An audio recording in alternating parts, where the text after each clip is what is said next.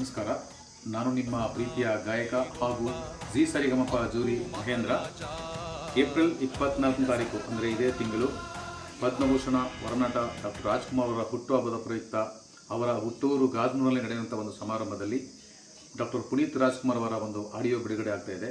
ಈ ಒಂದು ಹಾಡನ್ನು ಮೋಹನ ರಾಗ ಸಂಸ್ಥೆಯ ಮೋಹನ್ ಅವರು ನಿರ್ಮಾಣ ಮಾಡಿದ್ದಾರೆ.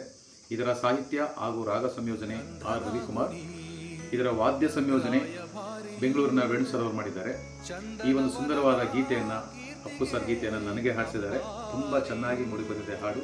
ಈ ಒಂದು ಹಾಡನ್ನು ಕೇಳಿ ಹರಸಿ ಆಶೀರ್ವದಿಸಿ ಅಂತ ನಾನು ಮತ್ತೊಮ್ಮೆ ಎಲ್ಲರಲ್ಲಿ ಕೇಳ್ಕೊಳ್ತಾ ಇದ್ದೀನಿ. ಮತ್ತೊಮ್ಮೆ ನಮಸ್ಕಾರಗಳು.